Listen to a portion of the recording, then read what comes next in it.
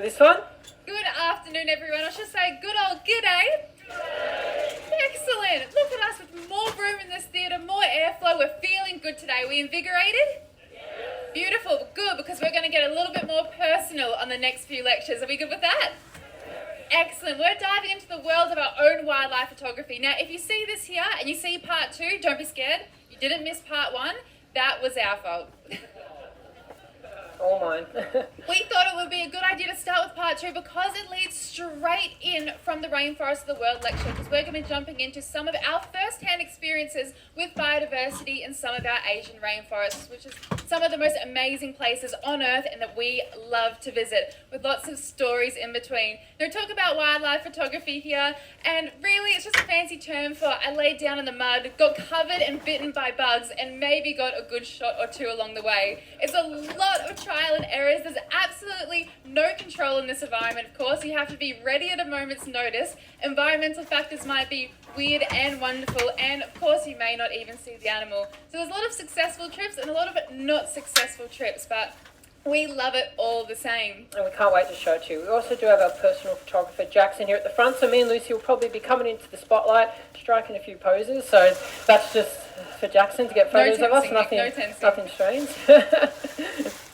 So diving to Asia's rainforest here, this is some of the areas where the bugs will be bigger than your camera lens. It's 90% humidity all of the time, and the animals are more elusive than your missing socks in the washing machine. Seriously, where do those things go? It is so hard to find things in these places, but it's why we love it the most. We love the challenge, and it's a really beautiful backdrop. This looks a little bit like what we do from the day-to-day basis when we arrive and start our day as wildlife photographers. You can see me here on the end here as a bit of a pack mule, of course. You have to keep up the fitness. You might spot us at the gym on the cruise here just so we can keep up the strength before we do our next legs of the trip here. You can Get see that, Jackson? No, don't laugh. He doesn't need a bigger hand. You see us, oh, actually, I will point out it's me actually with all the cameras there, so thank you. So you might see us with this enormous long legs, which you might have spotted us with across the boat. Has anybody seen us birding from the boat? A couple, excellent. Oh, it's been so good to talk to all of you, maybe even share some binoculars around, and that's what our long lens here is. We've also got a macro gear set up here too, and a big flash and diffuser. Now, rule number 1 for wildlife photography is you have to be ready. There is no time once you spot that animal, change lenses to get the flash ready. You have to be ready to go, which is really good that there's 2 of us. One of us will be holding one lens, the other one the other. So it's a dynamic duo. It's a team job here, definitely. And here's some photos, oh, I'm blocking it here, of Nick, of course, just beautifully. Sorry, we don't need to say that. Out here in the creek. So we do a lot of stuff on land, but also in water too. So it's a fun job. And the reason we go to Asia is the bugs. So as Lucy said, some of these are enormous. So we're going to see a few videos on some of these insects as well. But it's so cool to see the size of these animals as well. Is phenomenal. So once we get into these tropical rainforests, all the bugs that you see in your own backyard, just think of those, but triple, quadruple, 10 times the size, literally, which is really, really exciting. And when we're out in the rainforest, we go pretty hard. So we'll be out till about 4 a.m. at night, and then I'll drag Lucy up at 6 a.m. in the morning to go look for birds. We go from snakes to birds. So a lot of the time we don't have much time to sleep. So this is always wildlife photography comes at a cost, and it's usually sleep. I like to say wildlife photography is 90% luck, 10% skill, and 0% sleep. Believe it or not, Nick and I don't drink coffee. I don't know how we haven't actually at this point, but it means I'm now the queen of sleeping wherever. Snap your fingers, I'm gone. In the back of cars, the best place that I've probably fallen asleep is in bird hides. When you get there just before dawn, once the sun comes up, you can't break your camouflage there. You can't come out. So I've often fallen asleep in those hides when the birds have woken up and missed the whole show, woken up covered in ants. Sometimes it's a very good adaptation to be able to sleep anywhere, sometimes very bad as well. And we are the kings and queens of being a little bit ingenious with our gear here. Now, we don't have an underwater setup, and we sometimes do some really risky things with our stuff. So This here is not for the faint-hearted or for those without camera insurance, of course. Thousands of dollars of camera gear in a trusty $40 aquarium from Kmart, or if you were from the US, Walmart equivalent, in the water here. But we had a very good reason to do this. Now, this is in the middle of Japan. We had drove out hours and hours and hiked into this really mountainous area to find one of the most elusive and critically endangered animals in the world. So we thought it was worth risking it for, but I'll let you be the judge and I'll let Nick scream about it in the next video. Everybody prepare yourself.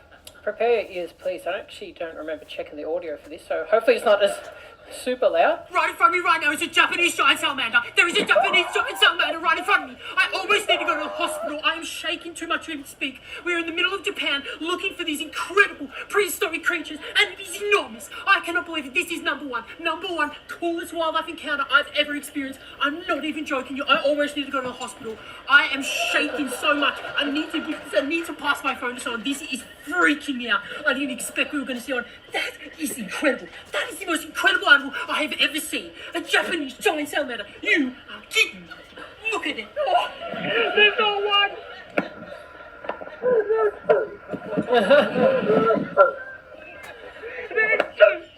I actually can't even speak. I'm actually shaking. That's enough of that.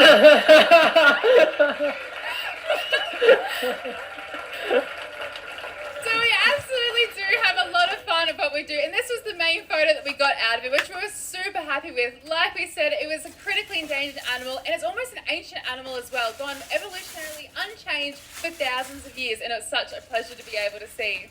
Yeah, I don't know if you could understand me, but this is a rare animal, so it's so amazing to see these things up close. So we thought we would start with some of the creatures we saw in Japan recently, and then we'll move into Southeast Asia.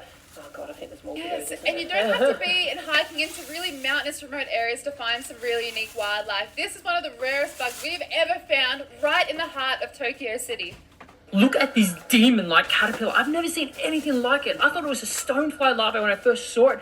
I don't know what it's trying to mimic, a spider or what, but it's one of the coolest things I've ever seen. And we are in the middle of Tokyo right now, at the Nature Institute of Science, and this little preserved bit of bushland is amazing. And I'm finding little gems like this creepy caterpillar. Look at it, it's the creepy caterpillar. I ain't seen anything like this before. So that's our way of communicating these insects to people. I think we've got one more. Lucy's stitching me up today. And this is sometimes how we take photos of everything. You don't always get the perfect opportunity or resources. No, we don't often have, maybe we might not have brought a tripod with us, we might not have brought underwater kits, so sometimes you have to be a little bit more Ingenious. ingenious. I think That's a good word. I'm photographing one of the coolest longicorn beetles in the world right now, in Japan.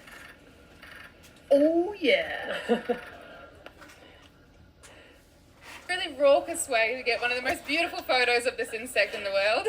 And yeah, yes, thank you. Did you get that? And I'm sure most of you wouldn't have thought this beautiful photo would be taken with someone laying on their butt and using their feet as a tripod, but there you go. So we're often having to think of these ways on the fly to take photos of some of these animals because they move fast. So a lot of the time, these fast-moving creatures, we have to have a high shutter speed to be able to deal with that. Yeah, you have to move fast, you have to think fast, and it's great seeing, we've seen a lot of an amazing wildlife photos across all of our lectures here, but it's good to see a glimpse of what it's like behind the scenes as well. So we're really happy to be able to show you that today. Now, Disney Wonder, I need you to prepare yourself because the next 7 or 8 slides are all going to be snakes. If you can get through this, I promise you, you'll be rewarded very handsomely. But for now, can we lock the doors, Disney staff, please, at the back No, there? we're just joking. Any snakes will just be the ones up here on the stage. I'll remind you, your emergency exits are here, here, and side of stage here. But you will be rewarded handsomely. So the main thing me and Lucy like to do when we go to the rainforest is look for vipers. And that's not everyone's cup of tea, but maybe we'll sort of make you guys like vipers too. So they're so incredible. There's so many different types of vipers. And to get these photos of these snakes, we are very close. So a lot of the time we think 30 centimeters. And it's always at night, and quite conveniently, these guys have the most amazing heat-sensing pits in the world to be able to find their prey. Anything that's warm-blooded and about the size of a hand, which is their food, anything like that that goes in front of their face at night, is very quickly grabbed with one of the quickest strikes and most venomous strikes in the world. My hand is always 10 centimeters in front of these snakes when we are taking these photos. So me and Lucy have been working as professional snake catchers for a very long time, so we do understand snake behavior, so we definitely do not recommend this, and it does often give me goosebumps when doing this, but we do have to put in a lot of trust in that animal when we are taking some of these images. So you can probably see there just how close we get to some of these vipers. Absolutely. And does anybody know why you'll never win a staring contest with a snake? That's all. They don't blink, they don't have eyelids. Of course, they've got that lovely scaling opening their eye there, so when they shed their skin, you'll see that come up as well in that lovely shedded molt here, but they don't need to blink. And honestly, it makes a really great focal point for a lot of these photos. Now, we go out there and we take these photos and get close to these animals so that you can appreciate them, observe them, and value them, and also so that you don't have to do the same thing as well. Like Nick said, we're professionals. Please do not try this at home. Again, being able to get that perfect shot when that snake is poking its tongue out is really amazing too. So super happy. This one of our favourite places in the entire world to go to is Fraser's Hill in Malaysia. If anyone's ever been there, so phenomenal, and a lot of the photos you'll see today are actually from there. Now, this one here is one of our bigger female vipers. So the females are very rare. They usually live in the canopy. The cool thing about vipers that you want to know is they hardly ever move. So they can sit in the exact same spot for up to 2 weeks before they find their prey. In the rainforest, especially at night, it is very dense. Me and Lucy are often on paths that are about this tight with vegetation overhanging. And this exact night, we walked about 3 or 4 times up the same path. On the 4th time back, as we were heading back to the accommodation, this giant female was up there in the vegetation about this high, right on the side of the path in ambush position. And I went, we have walked past her 3 times today, almost brushed past her and not even noticed her. So it's a real, it gives you goosebumps sometimes when you think about that. And it also just shows you that these animals aren't out to get you as well. So it is quite phenomenal to be able to be in these rainforests with these snakes, be aware of them, but also get cool opportunities where you can get close like that. And I'm going to show you a bit of the habitat that this one is found in. So this is the Cameron Highlands in Malaysia, if anyone's been. Absolutely phenomenal habitat. We've got this beautiful, what we call montane or cloud forest. And again, it's just so beautiful. All the moss, all the lichen, the orchids, all around this cloud forest, all the colourful birds. It's such an extraordinary experience, being able to immerse yourself in these ecosystems. Unfortunately, this habitat is still getting deforested for teak plantations, but there is quite a few protected bits of it where you can go and immerse yourself in there and enjoy, and maybe you'll see snakes like this, but maybe you won't. So depends on how hard you are looking. But I've showed you a couple of the vipers that live in the trees. They also live in the ground and the leaf litter. Not really selling rainforests here, are we? No, we're really not. But this one is a Malayan pit viper, and it lives in the leaf litter. You can see they pretty much sit on the ground like that, which is pretty amazing. Obviously brown to try and blend in with that environment on the floor. I wanted to quickly show you this one too. So this is probably one of the most freaky snakes I've gotten up close to. This is the Russell's viper. I'm sure you guys can read. So up to 50,000 people are unfortunately die from bites from this snake every single year, mainly in India and Thailand. Compare that to Australia, we have more species of venomous snakes than anywhere else in the world, with over 160 species. We only have 1 to 2 people die from snake bites each year, and that's thankful to our amazing medical system and education system around snakes in Australia. But these snakes love agricultural areas. They love disturbed areas.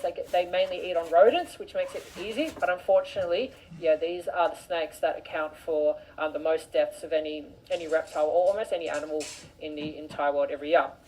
So, as normal, we got within 10 centimetres of this snake at night for it to get this photo. But yeah, a really cool snake to be up close and personal with if you sort of know what you're doing.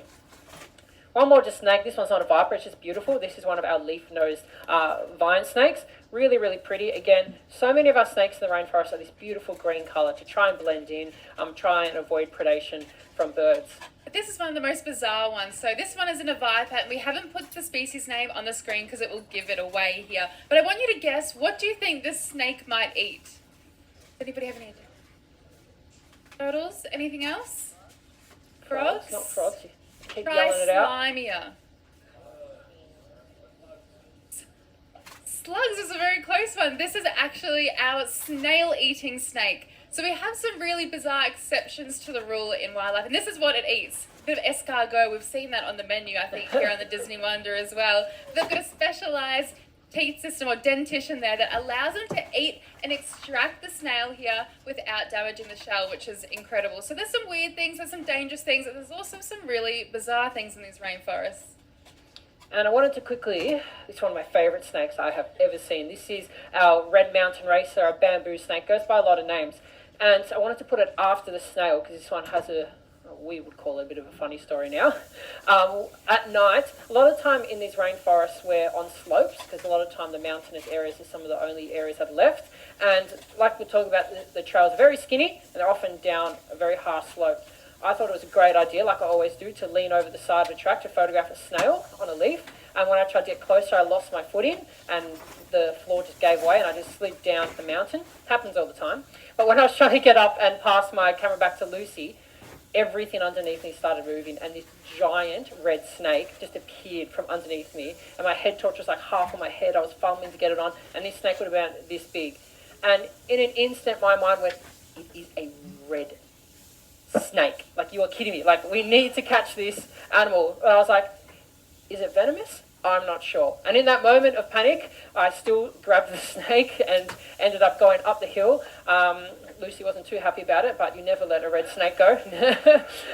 But it was quite amazing. Found out later that it wasn't venomous. That was quite fun. We usually do our research before we go, but sometimes in those moments we do that. And a lot of time we do like to take photos of the animals, especially reptiles, exactly where they are. But in some instances you can't. But like I said, we are trained professionals, so don't do this at home, please. But it's amazing. I've never seen a snake this colour before, and it was absolutely phenomenal to be able to witness such an animal like this. This is our Malaysian coral snake, and as we talk about with colour, usually those warning colours mean stay away from me, I'm scary, I'm venomous, and that's exactly what it's like for our Malaysian coral snake. They're very polite about it. They have these amazing colorations, and they've also got extra banding underneath their tail there, and that's just politely to tell you to go away. I am actually extra venomous. And they show that when they feel a little bit threatened. Now, we were over it with a big diffuser, took this photo and backed away and let it be on its day here. But it was an amazing find in the rainforest, and actually quite small. Probably about, this one was maybe the size of both of my hands put together. Yeah, so they are pretty small snake, but very beautiful. But now you've done your service, everyone. Thank you very much. A round of applause. You all got through the snakes. That's what we wanted to see. Fantastic. So right now here, this is amazing. This is our blue-eyed dragon, a blue-eyed forest dragon. One of the animals we really wanted to see most when we visited the island of Borneo. So much so that we spent most of our days looking for this lizard, but they're very, very sneaky. If there's a tree there, a skinny tree, if they see you, they'll just shift around and they'll keep doing that as you walk up the path to make sure they're not seen. So we just thought we'll just find them when they're sleeping. So it took us 3 nights. We took a couple of photos whilst he was sleeping, then just let him be. But it was amazing when Lucy got this photo. Yes, this is probably one of my most favourite photos I've ever taken, and it's that, of course, of its eye. And I think these are the type of details that I really get addicted to when doing wildlife photography here, because it's very awe-inspiring, and there's almost some humanistic characteristics in that eye there. And it's really reflective moment when we capture details like this, and it reminds us of that interconnectivity between us and the natural world. And I think this photo is a great example of that. And also, we were actually so excited about this one, to find our winged lizards. So you might have heard us talking about the flying frogs and the flying lizards and the flying snakes and everything else that flies in the rainforest. But this is our Dracos, or our flying dragons, and they're called Dracos,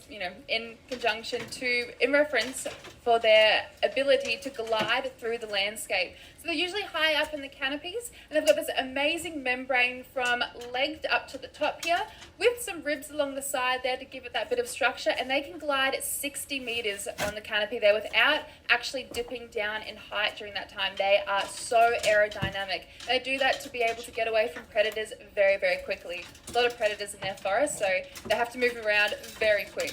And if you guys from the US are familiar with anoles, they're very, very similar in that they've got these, what they call dewlaps, these little fans that come out of their throat that they actually use to try and attract a mate, which is pretty impressive. So super, super cool lizards and found across Southeast Asia. So you will definitely see them. Usually you just see them on a tree like that on the right, but if you do ever get to see one glide, it is pretty awesome. I reckon we'll switch sides now, Lucy, so you can strike a few poses. Did you get me? Quickly. Thanks, Jackson. All right, thank you. Now, we had a bit of a chat about our flying frogs. Here's just another really beautiful one that was found in Fraser's Hill in Malaysia. You can just see all different colours and the patterns of these frogs.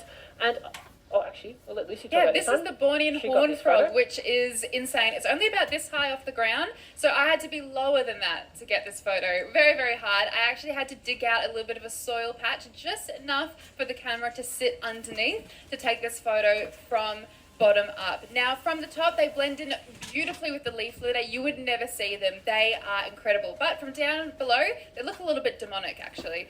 But I really love this perspective. And being able to use the macro to bring out those different perspectives, like I said, is what I'm addicted to. And when we go into the rainforest, there is so many frogs and they're so cryptic. So like we mentioned with orchids the other day, how sometimes they might only flower for 2 or 3 days. Sometimes frogs will only call for 1 week a year. So they'll be really specific about that timing of the rain. So it's really amazing. When we got this photo of a Burmese warty tree frog, it was only the 5th ever record of that frog in Thailand when we photographed it, which was pretty cool in that area. And again, some of these frogs, this one's actually a toad. We had a chat about amazing toads yesterday. But this one here is only restricted to half the island of Phuket. If anyone's been to Phuket in time before, you know it's a very small island, and these guys are only found on one mountain range on Phuket. So it shows you that some of these animals are only found in the tiniest little areas, and that is completely it. Now, these are some of my favourite animals. Does anyone know what fish this is? Yeah, good work. It's a mud skipper. And these are really amazing fish. So these are 2 boys. These are blue-spotted mud skippers. And again, like always, boys are very, very territorial animals. So these boys will actually open their mouth to intimidate each other. They'll jump up and they'll smack into each other. They'll try and do everything to impress a female.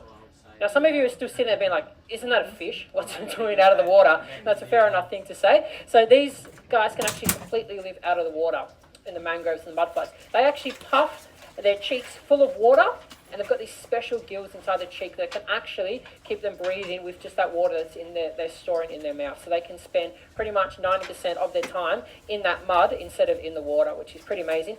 We are going to show you so many mud skipper videos tomorrow. You're going to love them. And you're going to love the lengths that we go to get these photos of mud skippers as well. It is quite hilarious. This is a photo of a turtle. Very slow animal, and we're on a very tight schedule now, so we'll move on from the turtle. Now, this is a cool animal I wanted to talk to you about. This is the critically endangered sun bear, a very, very, very rare animal to see. Where we got this photo is in Kane Kraken National Park in Thailand, one of the most amazing places I've ever visited. One of the best places to see these bears in the wild, because there's 2 resident ones there that feed out of the bin in the cafes in the middle of the jungle. So one of the best ways to see these animals. Not the circumstances I would like to see them all the time in the wild, but still phenomenal to see one of them. Pretty much one of the smallest bears in the world. Now, as Australians, most people don't want to visit Australia because we have all these dangerous animals. We don't have an animal on land that can essentially eat you or hurt you like that. So we were actually pretty nervous of that. We've never dealt with bears before. Even things like elephants are pretty dangerous. When we went to Thailand, Gua, there is always the threat of tigers in the rainforest we were in. So me and my friends had a bit of a plan. If we were to ever see an animal like this, our plan was just to be really tough, stand there, yell, do what I was doing to Jackson before, just strike a pose, really try and intimidate that animal. So that was our plan if we ever came across something like that. When we were lucky enough to see this bear and we were all photographing it, we were just in awe. We were all looking through our cameras at the same time, all 4 of us. All of a sudden, we all had the exact same experience. All of a sudden, as we're looking through the viewfinder, the bear just disappeared. And then we all sort of put our camera slowly down at the same time, looked up, and there was a sun bear charging towards us. And now, we all had that thought of, we've got to stand tough and that. I cannot tell you, you have never seen 4 Australians push each other over quicker, trying to get away from each other. I turned around instantly, pushed my friend as hard as I could. We both fell over on the ground. It was completely comical. It was completely a mess. We all four of us ended up on the floor. And this bear just ran straight past us. The reason why is because the other bear, as you can see, there's a bit of damage on this. So there's two bears that raid these bins. The other bear had come in and we just sort of scared it off. So it wasn't going for us. It was just running past us. But yeah, it showed how brave we were in the situation that we had been planning for so long. Got up and brushed ourselves off, which was quite amazing. But really cool to see that amazing sun bear. Let's look at something a little bit more cute. Oh, is exactly right. And this is our Himalayan striped squirrel, only 20 centimeters long. They're so tiny. They weigh 40 grams and they are adorable. You see them running across even power lines or across the roads or on vegetation, scouring the rainforest for food. And they're super, super tiny. It's so small, like this big. Yeah, very similar to the pygmy possums or the Yes. mouse lemurs that we've been talking about, same size, 40 grams. But also, not just the pygmy squirrels we also have the giant squirrels in the rainforest of Asia as well. And these are huge. You can see that massive tail that it's got here. So these guys all up get to 1 meter long, which is pretty amazing. So a really impressive animal. Super hyperactive too, so it is incredible to see these squirrels up close and personal. They're such amazing creatures, and there's quite a few species of these giant squirrels or retrievers. So we've seen them in both Malaysia and Thailand now, and they're just amazing to see. But this is my favourite animal in the world, and it's gibbons. So ever since I was a kid, gibbons were always my favourite animal. I remember as a child going to Melbourne Zoo and hearing the gibbons call. I used to save my pocket money so I could try and save up enough to sponsor the gibbons in there. So being able to see a gibbon for the first time in the wild for me was a really emotional moment. And I had a bit of a chat about gibbons yesterday and how most of them are endangered. The La gibbon or white-handed gibbon is still fairly common in parts of Thailand, which is really good. But their calls are absolutely amazing. Now, when we went to Cane Kraken National Park in Thailand, we got there, and as usual, we stayed up to 3:30, 4 a.m. to try and find snakes. And then we went back into our tent, and 45 minutes later, I was awoken to the sound of a gibbon. I did not care that I had not even had half an hour's sleep. As soon as I heard that sound, I went straight up. I actually had to turn down the volume for this video, but I wish I actually could leave it up because it is amazing. And so you can see here, this was the sound from my tent in the morning.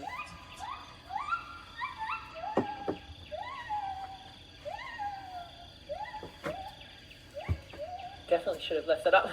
So these gibbons, when they wake up in the morning, will actually duet to each other. So the boy and the girl have got their own songs that they create together as a pair. And even if she's 500 meters away, they'll do these beautiful calls to each other, and then they'll meet up every morning to feed and then throughout the day. So this was so loud, by the way, but it's just amazing to be woken up by that sound. And this is some of the sounds that we are losing in our rainforest.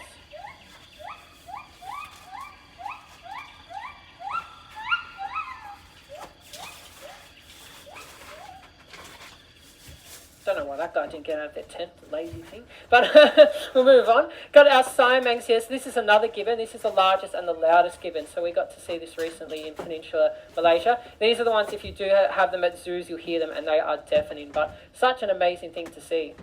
And this is one of the most amazing moments that we've shared together, I think, as wildlife photographers, and just being together travelling as well. This is our proboscis monkey here, aptly named, of course. It has that enormous nose there, and that's the males. The males have these big noses, and usually the bigger the nose is more dominant it is in the group there, which is a little bit strange. But this was a really personal moment for Nick and I. So we were out in Barco National Park here, and this is probably the most intimate moment that we've had with a primate before. Now, this male was watching us just as much as we were watching him. He started to come closer and closer. We were very quiet, sitting there very still, just taking photos and videos, watching him in his element before he spotted us. And then as soon as he spotted us, he was very intrigued. He came closer and closer, just sitting probably from about me to the first row away. And that is when we captured this image here. Now, usually they're quite big, of course, they're enormous, and they're quite heavy too, so it is a little bit intimidating. But putting the camera down and aside after taking this photo, the long stares that we all shared with each other and this proboscis monkey actually brought tears to my eyes. It was one of those really incredible moments that we will cherish forever. And it's one of our favourite photos just for that reason. I'm going to cheeky monkeys. Oh yeah, kind of the monkeys theme here. So we have the dusky leaf monkey here, and I think this photo is really relatable, and I think it's so funny because we've all grown up with a parental figure that has stopped us to brush our hair or put sunscreen on our face in the morning or to clean the muck off our mouths because we've just been eating breakfast, and that's exactly what that mum is doing here to its bub, which I thought was actually hilarious. If we go to the next photo. It's a good zoom in of it too. And I was just, we've all had that feeling. It's so relatable. But she's a very good mum, of course. And it's really cool that these babies are actually golden like this. So these are our langurs, or leaf monkeys, and most of them will have these golden babies. And it is for, when you find out what it is for, it makes a lot of sense. It's because they're very cheeky and mischievous, and they love to run off. Especially when there's two of them and they're playing, they like to move off in the rainforest and play together. That's not the best thing when you're a vulnerable little monkey who hasn't learned the ways of the jungle yet. But these guys live in massive family groups. So they are nice and golden like that. So when they get too far, their mums can easily spot them in time and just run down and grab them by the tail and yank them back up into the safety. And we've watched that numerous times, and it is hilarious. So that's why over time they've evolved their babies to be brighter and brighter, because the babies just want to play and play more. So it is quite beautiful. Everyone's favourite animal, a gymnure. A what? And that's what I would love about the rainforest. You just get all these animals you've never even heard about. Honestly, when we were sitting at this bird hide taking photos of birds, when this guy came along, I just thought he was a shrew. And it wasn't until looking at the camera, I was like, I actually don't recognise what this is. And it's not often you don't recognise what a mammal is. And it took a bit of investigating to find out this is a gymnure. So it's actually quite closely related to hedgehogs. They only get about this big, and they're very, very interesting. So he was sniffing around with that long nose, and he was actually digging up worms to eat at the bird hide, which was really, really cool to be able to see him up close. And this was the bird we were trying to photograph at that hide. This is called a messia. And there is so many beautiful birds like this in Asia. A lot of the time, when you're at these dedicated bird hides, you don't know where to point the camera lens at. It's just so amazing seeing some of these birds. And we've got a good instance here too. I had a chat about hornbills yesterday. So this is one of my favourite photos I was ever able to capture, which is a pair of oriental pied hornbills together. And then we got our red-bearded beater, and this one is actually near a nest, and it was catching food, and it was flying across the creek and taking it to its nest, which is pretty cool. We'll have a chat about these birds in a bit more detail. They're absolutely gardeners of the forest here. We talk about it in some of our other lectures, but because they are able to be that interconnecting link between a lot of these rainforest patches, they spread so much of the vital seeds that are needed to be able to populate these areas with the appropriate plants there too. They are so stunning, but not only that, they service the environment so well. And this was one of my favourite moments ever. This one is a wreathed hornbill. So has anyone been to Langkawi Island in Malaysia? Pretty popular island. It's really, really beautiful. Highly recommend going there. And I actually didn't expect wreathed hornbills to be there. So when we saw this hornbill up in the tree, I absolutely lost my mind. So much so that when I was actually photographing this bird, when we first saw it, I was photographing it really high up. And then the cool thing about in Langkawi is this is on what the mountain called Gunung Raya, and it's just the road just follows the mountain all the way up. When we were photographing this bird near the bottom of the mountain, it just flew up into the distance, and I saw the fruit tree it landed in, and I saw there was a road next to it, and I was panicking because my friends were pretty far away with the car, and I was just literally waving down locals. And I waved down this local guy. He was all like flustered. The car was full, and I just jumped in the back of his ute, and I was like, to the tree, to the tree, to the tree, drive to the tree. So he just drove me all the way to the tree, and I just actually asked him if I could just stand in his ute for a couple of minutes to get a bit higher to be able to photograph this bird. So he was stoked. He had no idea what was going on, but he was pretty happy when I was showing him the photos of this bird. So like I said, you've just got to do anything to get the shot. So really, really happy to get that photo. Now, again, we were so happy to get close to red-bearded beaters. You can see why they've got that, a very impressive red beard. And it wasn't until recently where I actually learnt why they would have a red beard like this. So there's lots of hypotheses about why a bird would have those bright colours, because both the male and the female look like this. So it's not a sexual dimorphism thing where the male's doing it to impress a female. It wasn't until where I read a paper where they were saying the birds would sit completely still and like lift their neck up a bit, and these guys hunt insects, bee eaters, And what do bees like flying towards? Flowers. And when we have bright red in the rainforest, it's usually a flower. So they've actually evolved these feathers over time so insects can fly close enough to check out if it's a flower, and then they're just flying straight into the mouth of this guy, which is super, super impressive. So again, all these little things in the rainforest that have adapted and co-evolved over time is just phenomenal. And it looks great for us because they're one of the prettiest birds in the entire world. So we're so happy to be able to get close to that bird. Now, when you let biodiversity flourish, you get some weird and wonderful things. We have seen pink dolphins in our lectures. We've seen pink toads in our lectures. And now we can tick off and say that we have seen a pink Barbie dragonfly in our lectures as well, which is incredible. And I'm waiting to see it in the sequel for Barbie. So keep your eyes peeled. Surely somebody's clued onto it. It needs to be in there. Let's do some crowdfunding. Don't know how that's going to work. But these are one of those amazing things that you can see in the rainforest and usually around freshwater environments. And they're actually incredible hunters too. Our dragonflies hunt pretty ferociously other insects in and around our waterways and other areas. Not a lot of people know that. I've held dragonflies in my hand, and after they've flown away, someone's been like, "What are you doing? That could have bitten you." And I was like, "Oh, I had no idea." But anyway, there you go, ferocious hunters. Now, butterflies. So when I was having a chat to you guys yesterday, thank you, we all love butterflies. When I was having a chat to you guys yesterday about butterflies, remember I was saying that you can find them on the sides of the creek pooling sometimes? This is that behaviour I was actually talking about. And as you can see, there is hundreds of butterflies of multiple different species of swallowtail here and lemons and migrants. So there's so many different types of these butterflies, and they all congregate together in these massive balls around all these little puddles in the rainforest, which is quite spectacular. And when you do get instances like this, you do get some pretty rare butterflies too. So this one here, we've out of the way of the name, but this is our peacock butterfly. So it's one of the most iconic butterflies in Thailand. So I was very, very happy to see the iridescence. And usually butterflies that have the super pretty wings like that, they're not very pretty when they're folded up. And I had to sit there for like 10 minutes, kept following this butterfly. It would land, have its wings shut, and you would always have to wait for it to open. But usually as soon as they open, they fly off. So it actually takes forever to get a photo like this showing off those wings. So we often think butterflies have the most colour and the most amazing, but moths actually are too. And this photo and video was all taken from one light that we left on Fraser's Hill in Malaysia. All of those moths in there, the biodiversity that comes to the lights in there are incredible. And it's only just a small sample size of what is in surrounding those beautiful mountains there. And we take a lot of photos on white to be able to collage and compare and contrast, because it's beautiful to have these photos in situ out in nature, but to be able to compare the differences in species is invaluable as well. So at this area where we're at, the Nature Discovery Villa in Fraser's Hill, this is actually owned by a couple of moth nerds, and they're absolutely fantastic. But they do leave these moth sheets, these light sheets running with a UV light to attract these insects in so they can research what is there. They're estimated that they're just on their property alone, they've nearly recorded 4,000 species of moths, which is actually unbelievable. So the diversity of these animals are incredible. And as you can see, on my hand there, a lot of them are quite massive. So every morning you just sort of let them fly back into the forest too, which is pretty cool. But here's an amazing bug. Some of you guys in the States might be familiar with lantern bugs, so they are invasive and do create a bit of a mess. But in Asia, there is so many native species that are absolutely unbelievable, and so many different colours, and it's so amazing to see them all. So you see these guys often sitting on trees.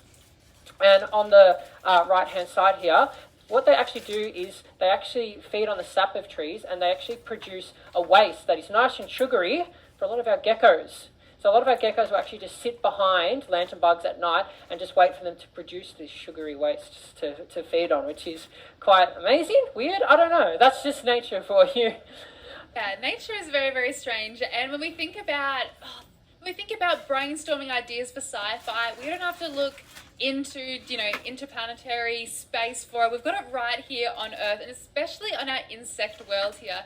This is our giant Malaysian stick insect nymph here, and they are enormous. It's one of the heaviest insects in the world, and we got right close up and personal now. They don't really have a bite or anything that we have to worry about. They've got some beautiful spines underneath there, but mostly they've got that just for show because they are greatly underprotected. They don't really have any venom or anything like that, so they have to look a little bit mean and nasty to be able to get around. But there's so much sci-fi looking animals, especially in our undergrowth and especially in the insect world. One of those, if you're familiar with the Harry Potter franchise, you may recognize this whip scorpion. Again, you're not going to find these things if you're not looking for them, so do not worry if you're looking to visit some of these areas. We go out of our way to try and find these, and these are really strange, nightmarish looking insects, especially when you're looking at them through a viewfinder on your camera when they're enlarged and about this close to your face. You know they're not going to do anything, but it still makes you shiver.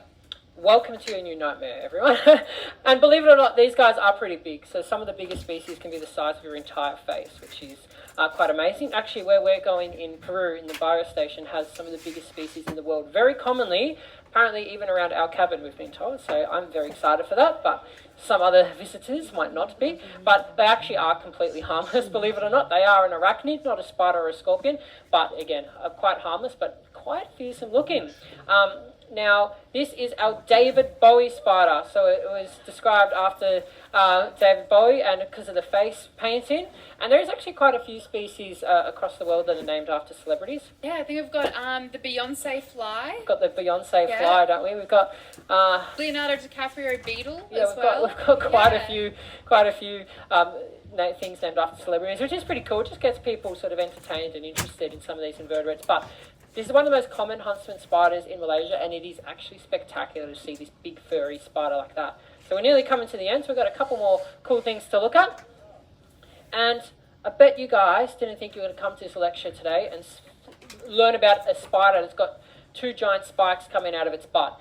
Well, you probably should have by now learned that by now, that we think of some pretty bizarre animals to put on the screen. And this was amazing seeing this spider. It's a spider I wanted to see for so long, and to be able to see this orb spider up close was actually amazing. So they're phenomenal with these massive spikes. And another thing I want to show you, which is very difficult to photograph, is bees in flight. We'll have a bit more of a chat about bees tomorrow, but when we think about bees, we go straight to European honeybees, but across the globe there is thousands and thousands of native bees. You guys in the States have more bees than anywhere else in the world. You've got nearly 3,000 species, which is just mind-blowing. And they're all very, very different to each other. And getting this photo is very difficult, but you can see they've got that long proboscis that they use to be able to get into that nectar without landing. So very similar to the hummingbird that we showed yesterday, that's got the very long beaks to be able to get into nectar without landing. Our bees have evolved the same way, because if they land on these flowers, there's often a lot of things that will be waiting there to grab them, like spiders or mantids. Now, I'll show you one thing you probably didn't know existed, and that's blue bees.